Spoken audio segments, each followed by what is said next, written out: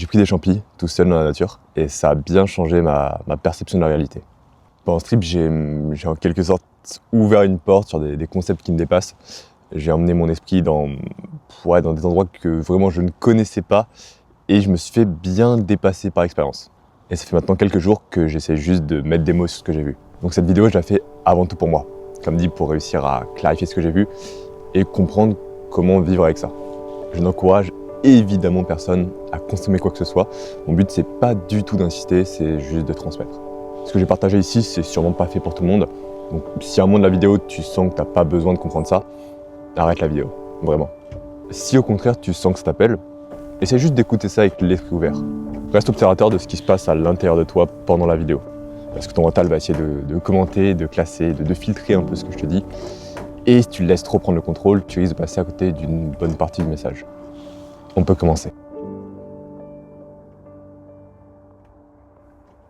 Environ 30 minutes après l'apparition des premiers effets, j'ai remarqué quelque chose de surprenant.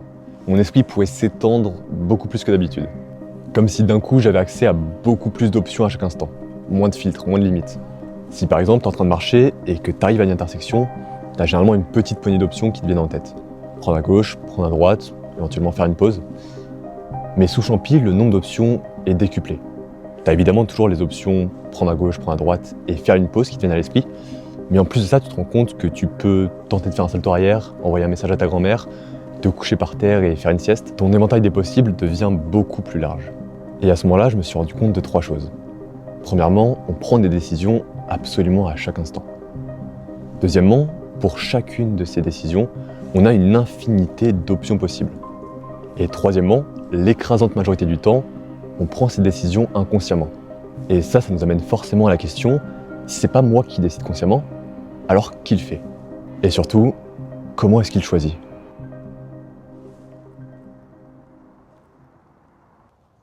J'ai dû passer, je pense, 2 heures, juste couché par terre à regarder le ciel et à rester bloqué sur cette question. Et puis 10 heures de plus le lendemain à chercher des réponses dans la philosophie, la psychologie, les neurosciences beaucoup. Et j'ai fini par tomber sur un truc vraiment intéressant, le mode par défaut. Au début, je croyais avoir inventé l'expression. Mais en fait, pas du tout. C'est un concept qui est très scientifique, dans le sens où on peut le situer dans le cerveau, mesurer son activité, savoir quand il s'active.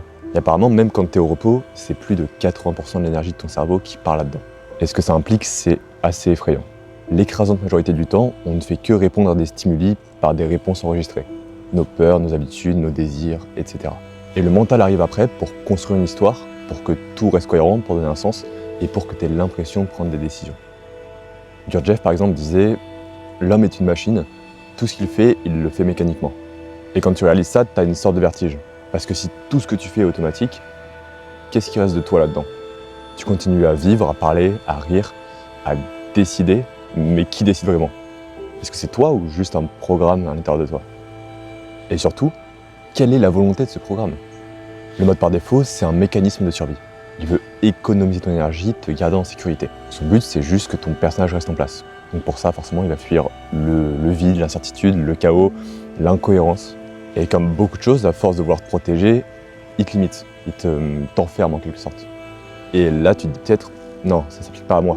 Moi, je prends des décisions difficiles, je fais des actions courageuses, je sors de ma zone de confort. Et c'est justement là que tu captes toute la subtilité du mode par défaut. Parce qu'il ne se résume pas juste à la paresse ou à la peur. Le mode par défaut, c'est tout ce qui te permet de garder la continuité, la cohérence du personnage.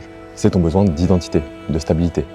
Alors ouais, tu peux aller à la salle quand t'as la flemme, tu peux te lever à 6 heures pour te dépasser, mais tant que ça sert à nourrir ton image, à te prouver quelque chose, à te rassurer peut-être sur qui tu es, t'es encore dans le mode par défaut. Et à ce moment-là, il y a une question qui m'est passée par la tête. Si tout est automatique, c'est un programme qui agit à ma place. Qui est derrière le programme?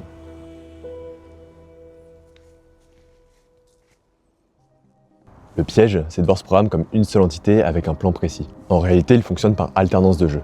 Des fragments de toi, chacun avec sa propre volonté. Et le mental recolle tout ça avec un récit pour que ton personnage reste cohérent. Ces fragments de toi, on en parle partout, juste sous des noms différents. En psychologie, on parle de partie de toi, de sous-personnalité, d'ego. En spiritualité, on retrouve l'âme, le mental, l'enfant intérieur, le cœur de souffrance. Et dans la littérature, on parlera plutôt du daimon, de l'ombre, du surmoi ou des archétypes. Mais au fond, tout ça parle de la même chose, des forces internes qui tirent chacune dans une direction différente. Encore une fois, je trouve que Gurdjieff l'exprimait très justement. Il disait « L'homme ne possède pas de jeu permanent. Il est divisé en une multitude de petits jeux qui se disputent sans cesse le contrôle de la machine. » À ce moment-là de mon trip, je me sentais déstabilisé, découragé et vide. J'avais juste envie d'oublier, de continuer à croire que je prends décision, que ce que je fais, c'est logique et conscient. Mais j'avais oublié de me poser une question vraiment importante. Parmi toutes ces volontés en moi, est-ce qu'il en existe une qui soit plus vraie, plus juste que les autres? Une qui mène vers le bon chemin. Une qu'on pourrait appeler la volonté supérieure.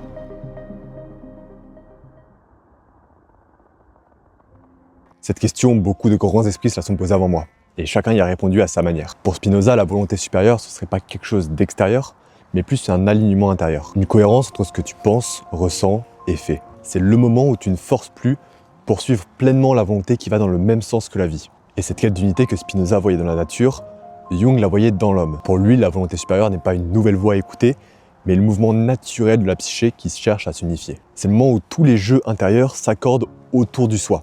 Il appelle ça le processus d'individuation. Schopenhauer, lui, pensait qu'il n'existe pas de volonté supérieure. Pour lui, vouloir, c'est déjà souffrir. Parce que derrière chaque désir, il y a le manque de quelque chose. Ne plus vouloir, c'est goûter à la paix inconditionnelle. Et après, il y a ceux comme Viktor Frankl qui ne cherchent pas à s'effacer, mais plutôt à recréer du sens au milieu du vide. Pour lui, la volonté supérieure, c'est choisir une posture face au vide et de s'y tenir. Suivre un sens qu'on s'est soi-même construit. Et enfin, il y a Kierkegaard. Lui, il parle d'un saut irrationnel. Un acte de foi que la raison ne peut pas justifier, mais qui se comprend après coup. La volonté supérieure serait donc ce courage-là, le fait d'avancer sans preuve. Et de tous, je pense que c'est celui qui m'a le plus marqué. Parce qu'il ne cherche pas à comprendre. Il parle d'un saut irrationnel, injustifiable, un acte de foi. Et plus j'y pense, plus je me dis que c'est peut-être ça la seule manière de vraiment accéder à une volonté supérieure. Forcément, si je prends une décision incohérente pour mon mental, inconfortable pour mon corps et injustifiable pour tous les jeux à l'intérieur de moi qui essaient de s'exprimer, alors cette volonté ne peut venir que d'un autre endroit. Potentiellement un espace plus grand, plus vaste, plus libre et plus juste. Donc j'ai voulu voir si c'était possible, si je pouvais me laisser guider par ce genre de volonté. Mon expérience a duré 2 jours. Pendant 48 heures, je m'étais fixé quelques règles simples. Me lever à 6 heures, manger uniquement quand j'avais faim, 0 écran, 0 distraction, pas de discussion inutile, pas de travail, pas de sport et évidemment pas de malbouffe. Le but, c'était de créer un espace où je pourrais agir sans pourquoi, que chaque geste soit vidé de toute intention. Ni la recherche d'un gain, ni la fuite d'une conséquence. Sortir du jeu de l'ego, du cycle de la carotte et du bâton. Et voir si dans cet espace, une autre volonté pouvait émerger. Les premières heures ont été étranges. J'ai mangé, j'ai dormi, j'ai pensé. Rien de spécial en apparence, mais la façon dont je percevais toutes ces choses était très différente. D'habitude, quand je marche, c'est pour quelque chose. Aller quelque part, dépenser de l'énergie, prendre l'air et me détendre. Mais là, non. Je marchais juste pour marcher. Sans but, sans destination, sans aucun objectif. Et à certains moments, tout semblait plus vivant. Je percevais tout plus fortement. Que ce soit les sons, les odeurs, les sensations qui étaient dans mon corps, etc. Ça m'arrivait d'être juste là, complètement absorbé au point où la notion du temps et de moi-même disparaissait. Mais ces moments ne duraient jamais très longtemps. Très vite, le mental revenait et je le voyais faire. Il collait un sens sur chacune de mes actions. J'avais des pensées du style « ça va être cool à raconter »,« je vais être plus calme, plus ancré »,« ça me fait une détox de dopamine », ou alors « je marche beaucoup, je mange bien, ça va me faire sécher ». Et puis, sans m'en rendre compte, j'ai commencé à voir ça comme un défi. Je me disais « la plupart des gens n'arrivent pas à tenir 48 heures sans rien faire ». Tiens bon, tu vas y arriver. Et au final, mon mental continuait à chercher un bénéfice à chaque action et à raconter des histoires pour que le tout reste cohérent. Et c'est là que j'ai compris que même au moment où tu crois t'être détaché du mental, il continue à avoir de l'impact sur toi. Il semble toujours trouver un autre moyen d'exister. Il peut prendre la forme de la sagesse, du détachement, mais son objectif, c'est toujours le même. Donner du sens à ce que tu vis. Il veut que tout serve à quelque chose. Et là, je me suis demandé si même ma tentative d'en sortir devient une nouvelle stratégie du mental, alors est-ce que je peux vraiment m'en libérer ?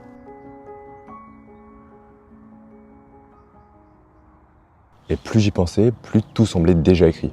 Chaque geste, chaque pensée, chaque émotion, tout semblait répondre à une sorte de logique que je ne contrôlais pas. Parce qu'en réalité, je ne choisis pas vraiment mes pensées. Elles me traversent. Et je ne choisis pas non plus mes réactions. C'est quelque chose qui se déclenche automatiquement. Et après coup, le mental invente une histoire pour me faire croire que c'est moi qui décide. En réalité, je ne fais que suivre la programmation. C'est la fatigue, la peur, la faim, l'habitude qui décident avant moi. Et à ce moment-là, je me rends compte que je ne suis pas l'auteur du programme. Tout ce que je peux faire, c'est le regarder tourner. Et bizarrement, c'était pas une pensée désespérante. Parce qu'en le voyant tourner, j'étais plus juste dans le programme.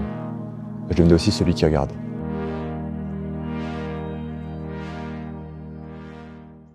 C'est là que j'ai compris qu'il n'y avait rien à corriger, rien à contrôler. Et pourtant, il reste une liberté. Pas celle de choisir quoi faire, mais celle de choisir depuis où tu le vis. Je peux poser ma conscience sur le personnage, celui qui joue le jeu de l'ego, qui veut comprendre, se rassurer, réussir, ou je peux la poser sur l'observateur. Cet état où il n'y a rien à fuir, rien à gagner, où tout se fait sans effort. Un état de flow, de contemplation, de présence. Et de cette façon, tu peux influencer ta réalité, ton expérience. Quand tu remarques une boucle, donc des pensées qui créent des émotions, qui créent des comportements, qui créent à nouveau des pensées, qui sont positives, qui te créent une expérience agréable, tu peux choisir de rester dans le personnage. De cette façon, tu vas continuer à entretenir cette boucle. Mais à l'inverse, quand tu remarques une boucle de croyances, de pensées qui créent des émotions désagréables, des comportements négatifs et d'autres pensées désagréables, et que tu choisis que tu ne veux pas les nourrir, tu peux passer en position d'observateur. De cette façon, tu arrêtes de nourrir la boucle et petit à petit, elle perd son impact sur toi. Parce qu'en observant sans réagir, tu n'entretiens plus ce qui te traverse. Et petit à petit, tu commences à t'en libérer. Mais cet état d'observateur, il dure jamais. Le mental finit toujours par reprendre le contrôle. Ça peut être les besoins du corps ou les pensées qui finissent toujours par te ramener au personnage. Et c'est normal.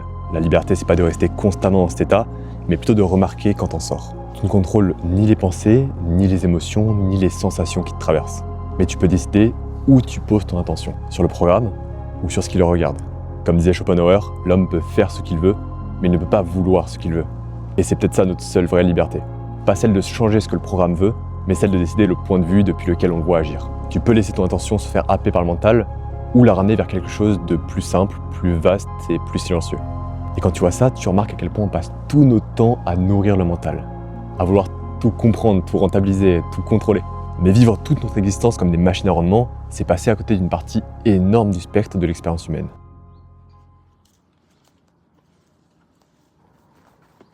On devient tellement obnubilé par le fait de retirer quelque chose de chaque instant qu'on oublie juste d'être là. On vit constamment derrière un filtre. On colle des histoires sur tout ce qu'on fait, tout ce qu'on ressent. On perd complètement l'accès à l'expérience brute. Il ne nous reste qu'une version filtrée, déformée par nos croyances. Et c'est comme ça qu'on perd la capacité à se laisser traverser par la vie sans essayer de la comprendre. Et au fond, je crois que c'est ça la plus grande leçon que je garde de ce trip. Même si tout est toujours motivé par quelque chose, parfois au milieu de tout ça, t'arrives à t'oublier un instant. Et c'est seulement à ce moment-là que t'es vraiment libre.